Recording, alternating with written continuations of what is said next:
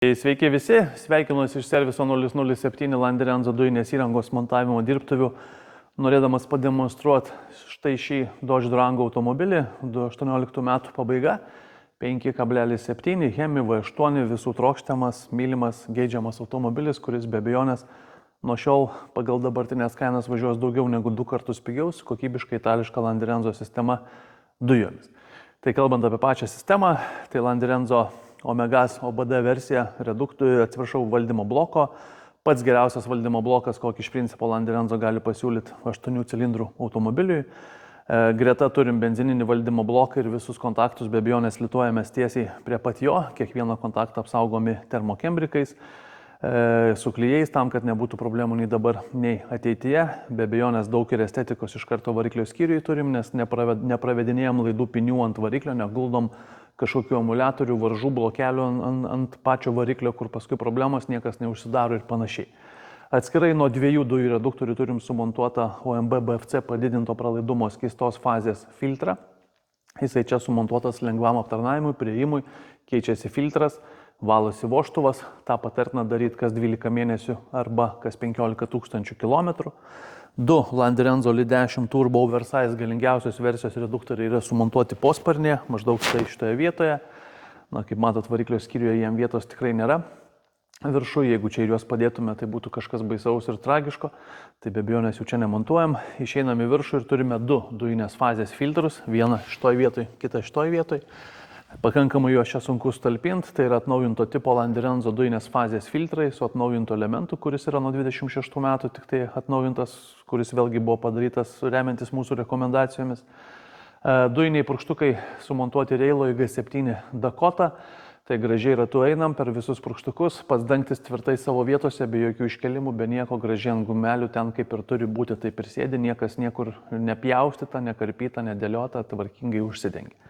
Tai vat viskas, kaip matot, švaru, gražu, ne visiškai dar pilnai automobilis gal surinktas, trūksta čia truputėlį dar detalių, bet iš principo viskas švaru, gražu, gerokai švariau neatvyko pas mus. Na, kaip visą laiką ta švara ir estetika be abejonės yra kokybės ženklas, bet nepaisant to, yra naudojamos ir kokybiškiausios rinkoje medžiagos, tefloninės žarnos, laikikliukai, gofros, specialūs gamykliniai laikikliai. Visą tai duoda tokį bendrą estetinį tvarkingą vaizdą. Dujinės įrangos laidynas, kaip jau ir minėjau, tvarkingai pravestas, parinkti jų tinkami ilgiai, jie yra sugrupuoti, įvilkti į apsauginės gofras, jos yra izoliuojamos, saugiklis taipogi išvedamas ir bus parodytas klientų instruktažo metu, diagnostinė jungtis, viskas apgalvota, sudėliota taip, kaip turi būti sudėliota. Tai variklio skyriuje tiek. Dujų jungtuką sumontuojam ten, kurio pagidauja klientas. Šį kartą pagidavimas ir noras buvo įmatyti truputėlį kairiau vairo, va štai šitoje vietoje.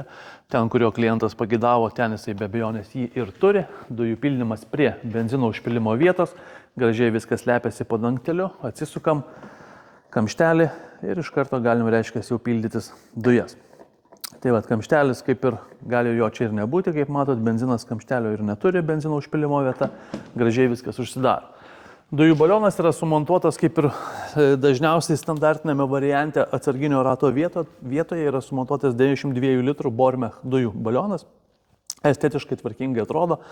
Yra sumontuotas ekstra tipo padidinto pralaidumo multivožtuvas, jame be abejonės 5.7 reikalauja nemažai tos skystos fazės, tai ir našiausia pati magistralė plastikinė pravedama ir, kaip minėjau, sumontuotas OMB BFC padidinto pralaidumo skystos fazės filtras bei dujų vožtuvas tam, kad dujų reduktoriui, reiškia, užtektų abiems dujų reduktoriams kuro.